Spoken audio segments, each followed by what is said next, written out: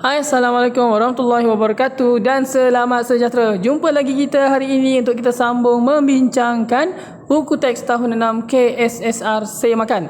Hari ini kita berada pada muka surat 47. Jadi sebenarnya untuk video ni saya akan merecap lah apa yang dikatakan tentang bab ni lah, segala-gala yang kita telah belajar tentang bab mikroorganisma ni. Tapi sebelum tu saya akan kongsikan idea-idea berkenaan dengan muka surat 47 dan 48 berkenaan dengan aktiviti riak. Okey, kita sharekan saja dari segi penceritaan lah. Jadi terarium kulat ni adalah aktiviti perkumpulan. Okey, alat dan bahan dia bekas berpenutup jernih, sisa makanan, air botol semburan. Jadi ada beberapa peringatan kat situ. Yang pertama, dilarang membuka penutup bekas. Jangan buka penutup bekas. Yang kedua, dilarang menyentuh mikroorganisma dengan menggunakan tangan. Okey, jadi jangan buka dan jangan guna tangan. Okey, langkah-langkah dia mula-mula senang je. Kita susun sisa makanan di dalam bekas secara berjarak. Kalau kita lihat kat dalam gambar ni, kan ada tomato, ada limau, ada nasi, ada keju, ada pisang, lada cili tu lemon, sayur dan sebagainya lah yang kita nampak kat situ. Kemudian kita semburkan air pada setiap sisa makanan. Semburkan air, kemudian kita tutup bekasnya dengan kemas. Kita tutup bekas tu dengan kemasnya. Maksudnya bila kita tahu air, dia adalah air. Bila ada air tu maksudnya mikroorganisma senanglah nak bertumbuh kan. Maka salah satu faktor mikroorganisma tu boleh bertumbuh adalah sebabkan dia ada air. Okey, kemudian kita ramalkan pemerhatian kamu berdasarkan soalan berikut. Sisa makanan manakah yang rosak dahulu? Kalau banyak-banyak ni kita ramalkan dulu. Maksudnya bila kita buat eksperimen ni, sebelum kita tengok apa akan jadi akan datang, kita ramalkan dulu. Saya rasa yang rosak dulu nanti sayur. So sayur tu akan berair contohnya kan. Kedua, apakah mikroorganisma yang dapat diperhatikan? Kita ramal. Untuk soalan nombor 3 ni kita ramal dulu. Kita belum tahu lagi jawapan dia, kita teka je. Kita agak-agak berdasarkan pengetahuan sedia ada kita lah. Jadi kita pun tulis nanti ada kulat. Kulat tu ada dekat dekat keju, dekat nasi ada putih-putih, kulapuk gitu contoh kan. Ataupun nasi tu berbau masam ke, tomato tu menjadi berlendir contohlah kan. Jadi itu yang awak kena tulis. Okey, ramalkan sebab dia meramal kan. Okey, kemudian bila dah lama yang keempat tu, ayat keempat, jawab soalan tersebut secara bergila dan catat pada selai kertas. Catatkanlah. Kemudian bila harinya tiba, okey, setiap kumpulan akan meletakkan terarium di tempat yang berbeza. Perhatikan terarium selepas 3 hari. Setiap 3 hari Setiap 3 hari selama 6 hari. Maksudnya 2 kali 3 hari datang lagi. Minggu depan datang lagi cek kat Mak Sains tu. Bapak busuk kat situ nanti. Okey. Bandingkan pemerhatian kamu dengan ramalan yang telah kamu lakukan. Betul ke? Tengok gambar tu. Biskut pun 3 hari dah berkulat kalau kita tengok buah lemon tu dah hitam, sehitam-hitamnya. Kemudian yang keju tu dah mula cair dan kita lihat sayur tu dah mula gelap-gelap sikit. Apple dah macam gitu jadinya. Mana gigi pisang tu ni? Pisang tu dah berlari lah daripada sini. Dah berlari ke sana dah. Nak perasan pisang dah pergi sana. Tak mahu, tak apa-apa jelas ni. Okey. Nanti dah okey. Okey, jadi kat situ apa yang kita dapat lihat adalah tumbuhnya kulapuk, kulat-kulat yang boleh kita nampak yang jelas. Jadi soalan dia, apakah mikroorganisma yang dapat kamu perhatikan? Mungkin kalau awak nampak kat situ, saya rasa nampak kulapuk kan. Tulis kulapuk. Kulapuk tu apa? Fungi kan. Tulis kat situ fungi.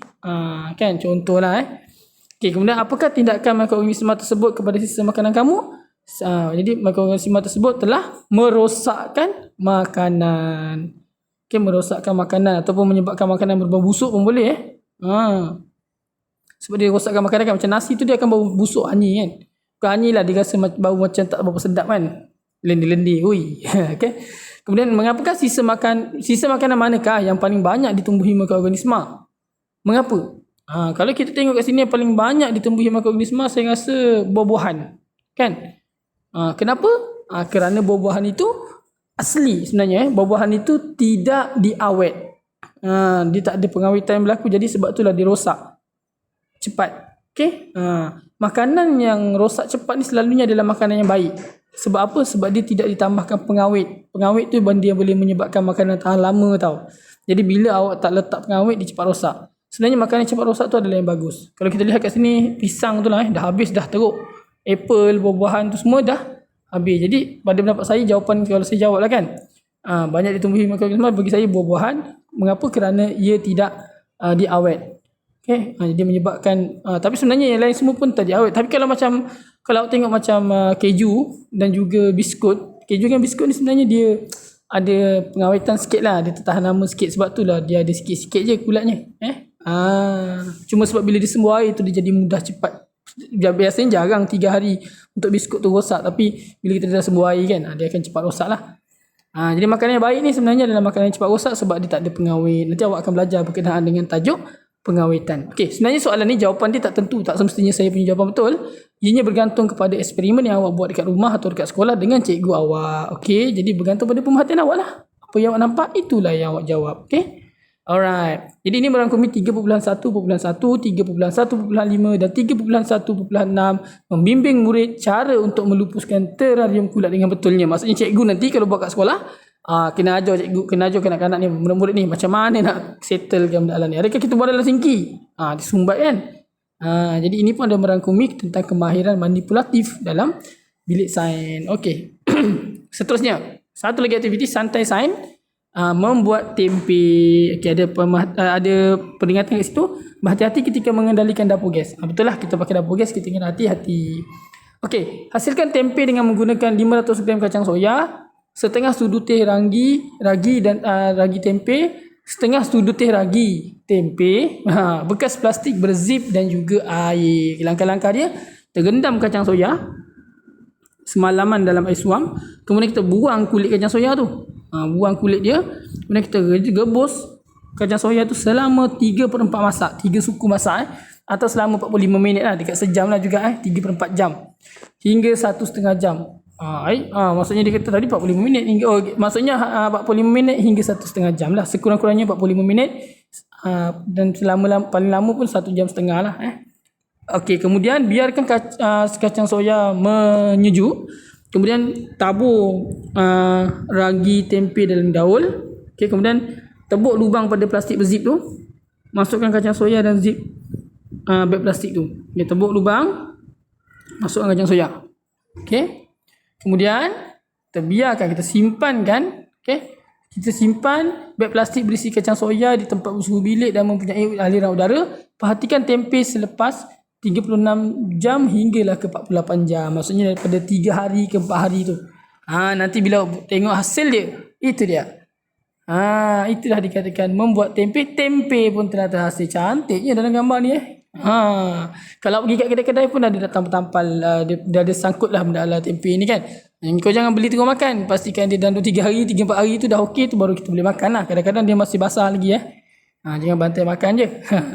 Okey, settle berkenaan dengan 2 aktiviti tu. Sekarang kita nak buat imbasan sajalah. Imbasan berkenaan dengan tajuk ini. Jadi apa yang kita belajar sepanjang tajuk mikroorganisma ini? Yang pertama, mikroorganisma bermaksud hidupan seni yang tidak dapat dilihat oleh mata kasar. Jadi terdapat 5 jenis mikroorganisma, iaitu fungi, bakteria, alga, protozoa dan virus. Fungi ni yang ada dekat roti dan sebagainya tu. Bakteria ni dia punya ciri-ciri dia macam-macam color, macam-macam warna. Okay, alga adalah makan yang warna hijau, dia boleh buat makanan sendiri. Protozoa tu yang macam amoeba apa semua tu kan, dengan paramecium tu yang berada dalam air kolam biasanya. Virus adalah yang paling kecil, paling halus sekali, sukar untuk untuk dikalahkan lah, untuk dicari, untuk dilihat semua. Okey. Jadi proses hidup mikroorganisma adalah seperti yang berikut. Mikroorganisma ni proses hidup dari 3: bernafas, bergerak, bertumbuh. Kalau awak ingat, bernafas ni yang kita letakkan belon dekat atas botol tu, nanti belon tu berkembang kan, letak yeast kan. Bergerak pula kita tengok haiwan yang mikroorganisma dalam air. Kita ambil air kolam atau air sungai, kita letak dekat mikroskop. Ingat tak lagi? Yang seterusnya adalah bertumbuh. Kita spray roti dengan air, kemudian kita akan lihat mikroorganisma ataupun fungi itu bertumbuh. Kulapuk-kulapuk tu akan membesar dan juga merebak lah. Jadi faktor-faktor yang mempengaruhi pertumbuhan mikroorganisma adalah seperti yang berikut. Suhu. Okey, suhu yang sesuai, kehadiran air, kehadiran udara, kehadiran nutrien dan keasidan yang sesuai. Okey, jadi 5 ni faktor-faktor yang boleh membolehkan mikroorganisma tumbuh. Kalau kita tak nak dia tumbuh, kenapa kita kena belajar? Sebab kalau kita tak nak dia tumbuh, kita kena ganggu faktor-faktor ni. Jangan bagi dia dapat. Bila dia tak cukup faktor yang baik, dia tak boleh tumbuh. Okey? Jadi yang kelima, tindakan mikroorganisme memberi kesan seperti yang berikut. Okey, mikroorganisme tadi memberi kebaikan dan juga memberi keburukan. Dari segi kebaikan, pembuatan makanan, penghasilan ubat-ubatan, penghasilan baju organik dan perawatan sisa kumbahan. Keburukan pula, dia merosakkan gigi, mereputkan gigi, menyebabkan keracunan makanan, merosakkan tanaman. Bukan manusia je, tanaman pun kena dan menyebabkan penyakit berjangkit. Alright, saya rasa itu saja untuk hari ini. Rumusan tentang tajuk mikroorganisme muka surat 49. Jadi, pada kelas akan datang, video akan datang, saya akan berkongsikan muka surat 50, asah minda. Okey, jadi kalau ada, saya akan sharekan nanti jawapan-jawapan untuk soalan asah minda ini untuk kita bincangkan. Tapi jawapan ini sebenarnya bergantung pada masing-masing, cikgu masing-masing. Kalau saya bagi ni betul-betul, awak boleh share ataupun awak boleh kongsikan dengan cikgu awak sama ada betul atau salah. Dan kalau ada sebarang kesilapan untuk tajuk asah minda muka surat 50, video akan datang ni, boleh komen di ruangan komen. Okey, saya rasa itu saja untuk hari ini, untuk video kali ini. Terima kasih dan jumpa lagi. Assalamualaikum.